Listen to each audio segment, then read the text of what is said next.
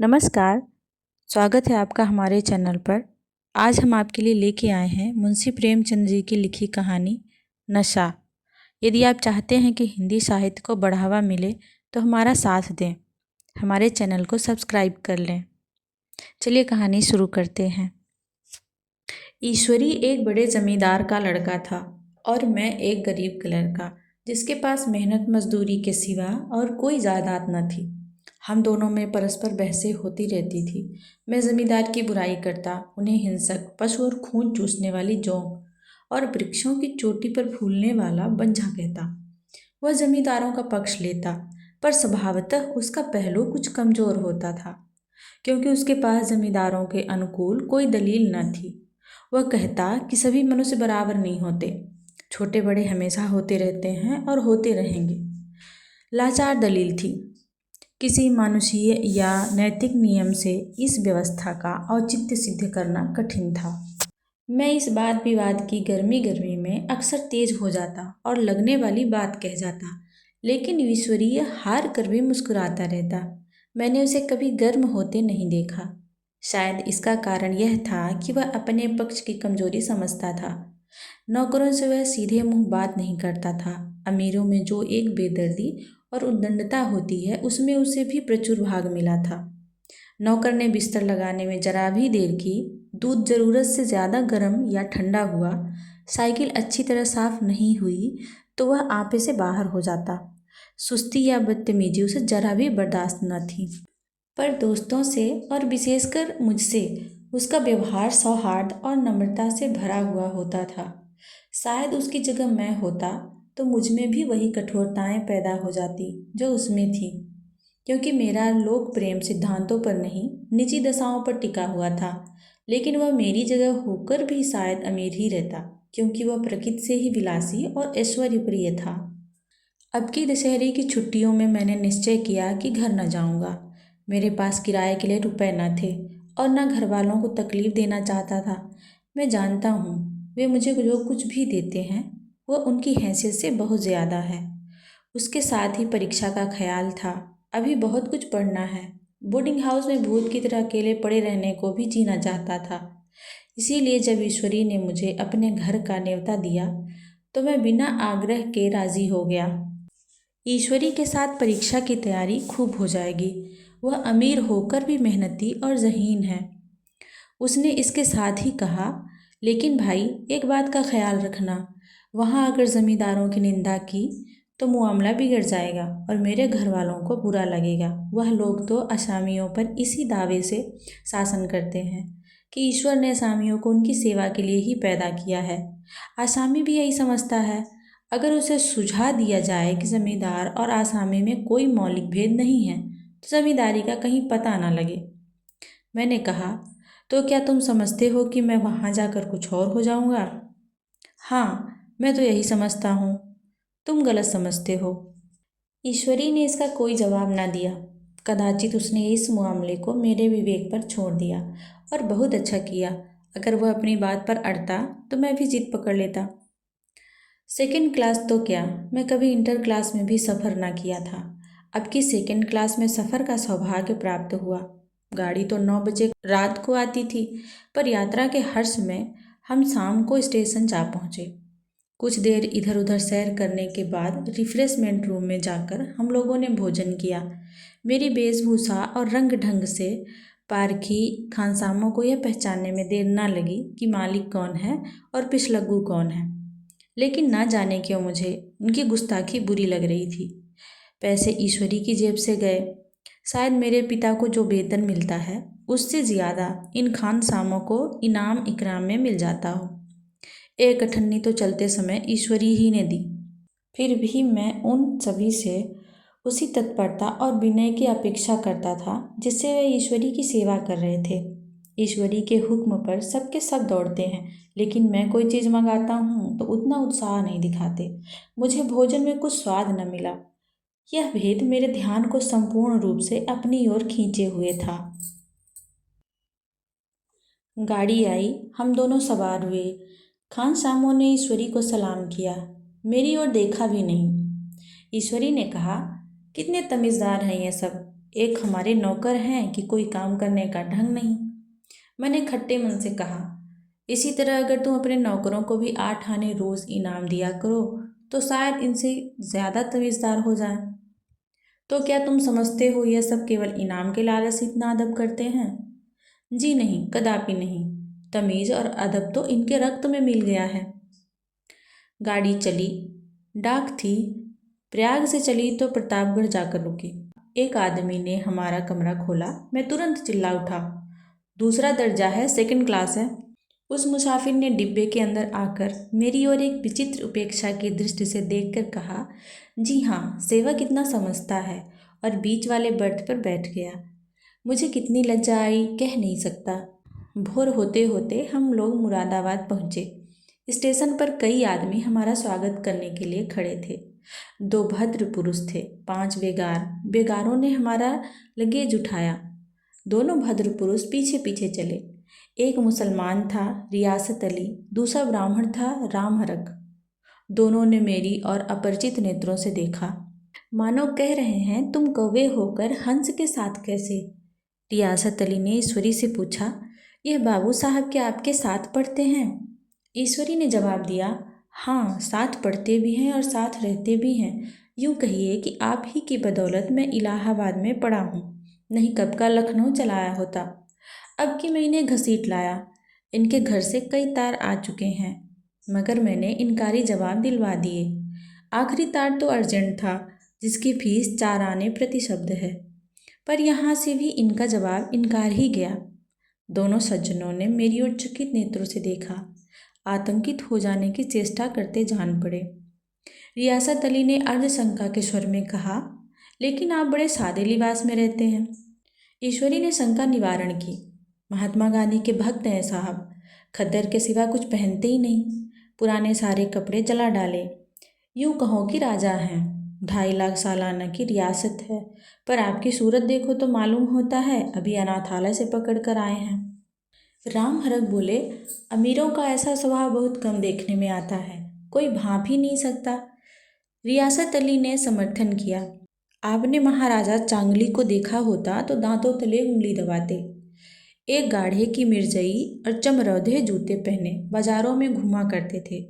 सुनते हैं एक बार बेगार में पकड़े गए थे और उन्हीं ने 10 लाख से कॉलेज खोल दिया। मैं मन में कटा जा रहा था, पर ना जाने क्या बात थी कि यह सफ़ेद झूठ उस वक्त मुझे हास्यप्रद ना जान पड़ा। उसके प्रत्येक वाक्य के साथ मानो मैं उस कल्पित वैभव के समीपतर आता जाता था। मैं सहसवार नहीं हूँ। हाँ, लड़कपन में कई बार लट्ठू घोड़ों पर सवार हुआ हूँ। यहाँ देखा तो 2 कलांलास घोड़े हमारे लिए तैयार खड़े थे। मेरी तो जान ही निकल गई। सवार तो हुआ, पर बोटियाँ काँप रही थी। मैंने चेहरे पर सिकन न पड़ने दिया। घोड़े को ईश्वरी के पीछे डाल दिया। खैरियत यह हुई कि ईश्वरी ने घोड़े को तेज न किया, वरना शायद मैं हाथ पैर तुड़वा कर लौटता। संभव है ईश्वरी ने समझ लिया हो कि यह कितने पानी में है। ईश्वरी का घर क्या था? किला था, इमाम बाड़े का सा फाटक, द्वार पर पहरेदार टहलता हुआ, नौकरों का कोई हिसाब नहीं, एक हाथी बंधा हुआ। ईश्वरी ने अपने पिता, चाचा, ताऊ आदि सबसे मेरा परिचय कराया और उसी अतिशयोक्ति के साथ ऐसी हवा बांधी कि कुछ न पूछिए। नौकर चाकर ही नहीं, घर के लोग भी मेरा सम्मान करने लगे। देहात के जमींदार, लाखों का मुनाफा मगर पुलिस कांस्टेबल को अक्सर समझने वाले कई महाशय तो मुझे हुजूर हुजूर कहने लगे। जब जरा एकांत हुआ तो मैंने ईश्वरी से कहा, तुम बड़े शैतान हो यार, मेरी मिट्टी क्यों पलीत कर रहे हो? ईश्वरी ने दृढ़ मुस्कान के साथ कहा, इन गधों के सामने यही चाल जरूरी थी, वरना सीधे मुंह बोलते ही नहीं। जरा देर के बाद नाई हमारे पांव दबाने आया। कुंवर लोग स्टेशन से आए हैं, थक गए होंगे। ईश्वर ने मेरी ओर इशारा करके कहा, पहले कुंवर साहब के पांव दबा। मैं चारपाई पे लेटा हुआ था। मेरे जीवन में ऐसा शायद ही कभी हुआ हो कि किसी ने मेरे पांव दबाए हों। मैं इसे अमीरों के चोचले, रईसों का गधापन और बड़े आदमियों की मुटमर्दी और जाने क्या क्या कहकर ईश्वरी का परिहास किया करता, और आज मैं पोतड़ों का रईस बनने का स्वांग भर रहा था। इतने में 10 बज गए। पुरानी सभ्यता के लोग थे। नई रोशनी अभी केवल पहाड़ की चोटी तक पहुंच पाई थी। अंदर से भोजन का बुलावा आया। हम स्नान करने चले। मैं हमेशा अपनी धोती खुद छाट लिया करता था, मगर यहाँ मैंने ईश्वर की ही भांति अपनी धोती भी छोड़ दी। अपने हाथों अपनी धोती छाटते शर्म आ रही थी। अंदर भोजन करने चले। हॉस्टल में जूते पहने ही मेज पर जा डटते थे। यहाँ पाँव धोना आवश्यक था। कहार पानी लिए खड़ा था। ईश्वर ने पाँव बढ़ा दिए। कहार ने उसके पाँव धोए। मैंने भी पाँव बढ़ा दिए। कहार ने मेरे भी पाँव धोए। मेरा यह विचार ना जाने कहाँ चला गया था। सोचा था वहाँ देहात में एकाग्र होकर खूब पढ़ेंगे, पर यहाँ सारा दिन सैर सपाटे में कट जाता था। कहीं नदी में बजरे पर सैर कर रहे हैं, कहीं मछलियों या चिड़ियों का शिकार खेल रहे हैं, कहीं पहलवानों की कुश्ती देख रहे हैं, कहीं शतरंज पर जमे हैं। ईश्वरी खूब अंडे मंगवाता और कमरे में स्टोव पर आमलेट बनते। नौकरों का एक जत्था हमेशा घेरे रहता। अपने हाथ पांव हिलाने की भी जरूरत नहीं थी, केवल जवान हिला देना काफ़ी था। नहाने बैठो तो आदमी नहलाने को हाजिर, लेटे तो आदमी पंखा झलने को खड़े। मैं महात्मा गांधी का कुंवर चेला मशहूर था। भीतर से बाहर तक मेरी धाक थी। नाश्ते में जरा भी देर न होने पाए, कहीं कुंवर साहब नाराज न हो जाए, बिछावन ठीक समय पर लग जाए। कुंवर साहब के सोने का समय आ गया। मैं ईश्वरी से भी ज़्यादा नाजुक दिमाग बन गया था, या बनने पर मजबूर किया गया था। ईश्वरी अपने हाथ से बिस्तर बिछा ले, लेकिन कुंवर मेहमान अपने हाथों से कैसे अपना बिछावन बिछा सकते हैं? उनकी महानता में बट्टा न लग जाएगा। एक दिन सचमुच यही बात हो गई। ईश्वरी घर में था। शायद अपनी माता से कुछ बातचीत करने में देर हो गई। यहाँ 10 बज गए। मेरी आंखें नींद से झपक रही थी, मगर बिस्तर कैसे लगाऊं? कुंवर जो ठहरा। कोई 11:30 बजे महरा आया। बड़ा मुंह लगा नौकर था। घर के धंधों में मेरा बिस्तर लगाने की उसे सुध ना रही। अब जो याद आई तो भागा हुआ आया। मैंने ऐसी डांट बताई कि उसने भी याद किया होगा। ईश्वरी मेरी डांट सुनकर बाहर निकल आया और बोला, तुमने बहुत अच्छा किया। यह सब हरामखोर इसी व्यवहार के योग्य हैं। इसी तरह ईश्वरी एक दिन एक जगह दावत में गया हुआ था। शाम हो गई, मगर लैंप मेज पर रखा हुआ था। दिया सलाई भी थी, लेकिन ईश्वरी कभी खुद लैंप नहीं जलाता था। फिर कुंवर साहब कैसे चलाएं? मैं झुंझला रहा था। समाचार पत्र आया रखा हुआ था। जी उधर लगा हुआ था, पर लैंप नदारद। देह वियोग से उसी वक्त मुंशी रियासत अली आ निकले। मैं उन्हीं पर उबल पड़ा। ऐसी फटकार बताई कि बेचारा उल्लू हो गया। तुम लोगों को इतनी फिक्र भी नहीं कि लैंप तो जलवा दो? मालूम नहीं ऐसे कामचोर आदमियों को यहाँ कैसे गुजारा होता है। मेरे यहाँ घंटा भर भी निर्वाह न हो। रियासत अली ने कांपते हुए हाथों से लैंप जला दिया। वहाँ एक ठाकुर अक्सर आया करता था। कुछ मनचला आदमी था, महात्मा गांधी का परम भक्त। मुझे महात्मा जी का चेला समझकर मेरा बड़ा लिहाज करता था, पर मुझसे कुछ पूछते संकोच करता था। एक दिन मुझे अकेला देख कर आया और हाथ बांध कर बोला, सरकार तो गांधी बाबा के चेले हैं ना। लोग कहते हैं कि यहाँ स्वराज्य हो जाएगा तो जमींदार ना रहेंगे। मैंने शान जमाई, जमींदारों के रहने की जरूरत ही क्या है? यहाँ लोग गरीबों का खून चूसने के सिवा और क्या करते हैं? ठाकुर ने फिर पूछा, तो क्यों सरकार अब जमींदारों की जमीन छीन ली जाएगी? मैंने कहा, बहुत से लोग तो खुशी से दे देंगे। जो लोग खुशी से ना देंगे उनकी जमीन छीननी ही पड़ेगी।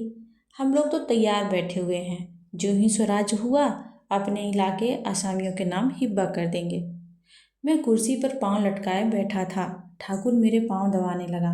फिर बोला, आजकल जमींदार लोग बड़ा जुल्म करते हैं सरकार। हमें भी हुजूर अपने इलाके में थोड़ी सी ज़मीन दे दें तो चलकर वहीं आपकी सेवा में रहें। मैंने कहा, अभी तो मेरा कोई इख्तियार नहीं है भाई, लेकिन जो ही इख्तियार मिला मैं सबसे पहले तुम्हें बुलाऊंगा। तुम्हें मोटर ड्राइवरी सिखाकर अपना ड्राइवर बना लूँगा। सुना उस दिन ठाकुर ने खूब भांग पी और अपनी स्त्री को खूब पीटा और गांव के महाजन से लड़ने पर तैयार हो गया। छुट्टी इस तरह तमाम हुई और हम फिर प्रयाग चले।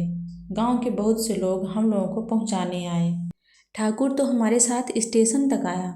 मैंने भी अपना पार्ट खूब सफाई से खेला और अपनी कुबेरोचित विनय और देवत्व की मुहर हरेक हृदय पर लगा दी। जी तो चाहता था हरेक नौकर को अच्छा इनाम दूं, लेकिन यह सामर्थ्य कहाँ थी। वापसी टिकट था ही, केवल गाड़ी में बैठना था। पर गाड़ी आई तो ठसाठस भरी हुई। दुर्गा पूजा की छुट्टियां भोगकर सभी लोग लौट रहे थे। सेकंड क्लास में तिल रखने की जगह नहीं। इंटर क्लास की हालत भी उससे भी बदतर। यह आखिरी गाड़ी थी, किसी तरह रुक ना सकते थे। बड़ी मुश्किल से तीसरे दर्जे में जगह मिली। हमारे ईश्वर ने वहाँ अपना रंग जमा लिया, मगर मुझे उसमें बैठना बुरा लग रहा था। आए थे आराम से लेटे लेटे, जा रहे थे सिकुड़े हुए। पहलू बदलने की भी जगह न थी। कई आदमी पढ़े लिखे भी थे। वे आपस में अंग्रेजी राज्य की तारीफ करते जा रहे थे। एक महाशय बोले, ऐसा न्याय तो किसी राज्य में नहीं देखा। छोटे बड़े सब बराबर। राजा भी किसी पर अन्याय करे तो अदालत उसकी गर्दन दबा देती है। दूसरे सज्जन ने समर्थन किया, अरे साहब, आप खुद बादशाह पर दावा कर सकते हैं। अदालत में बादशाह पर डिग्री हो जाती है। एक आदमी जिसके पीठ पर बड़ा गट्ठर बंधा था, कलकत्ते जा रहा था। कहीं गठरी रखने की जगह न मिलती थी। पीठ पर बांधे हुए था। इससे बेचैन होकर बार बार द्वार पर खड़ा हो जाता। मैं द्वार के पास ही बैठा हुआ था। उसका बार बार आकर मेरे मुंह को अपनी गठरी से रगड़ता हुआ मुझे बहुत बुरा लग रहा था। एक तो हवा यूं ही कम थी, दूसरे उस गंवार का आकर मेरे मुंह पर खड़ा हो जाना मानो मेरा गला दबाना था। मैं कुछ देर तक जब्त किए बैठा रहा। एकाएक मुझे क्रोध आ गया। मैंने उसे पकड़कर पीछे ठेल दिया और 2 तमाचे जोर जोर से लगाए। उसने आंखें निकालकर कहा, क्यों मारते हो बाबूजी, हमने भी किराया दिया है। मैंने उठकर 2-3 तमाचे और जड़ दिए। गाड़ी में तूफान आ गया। चारों ओर से मुझ पर बौछारें पड़ने लगी। अगर इतने नाजुक मिजाज हो तो अव्वल दर्जे में क्यों नहीं बैठे? कोई बड़ा आदमी होगा तो अपने घर का होगा, मुझे इस तरह मारते तो दिखा देता। क्या कसूर किया था बेचारे ने? गाड़ी में सांस लेने की जगह नहीं, खिड़की पर जरा सांस लेने खड़ा हो गया तो उस पर इतना क्रोध। अमीर होकर क्या आदमी अपनी इंसानियत बिल्कुल खो देता है? यह भी अंग्रेजी राज है जिसका आप बखान कर रहे थे। एक ग्रामीण बोला, दफ्तरन में घुसत तो पावत नहीं, उस पर इतना मिजाज। ईश्वरी ने अंग्रेजी में कहा, what an idiot you are Veer. Veer, तुम कितने मूर्ख हो। और मेरा नशा अब कुछ कुछ उतरता हुआ मालूम होता था। धन्यवाद। कहानी ख़त्म होती है और फिर हम मिलते हैं एक नई कहानी के साथ।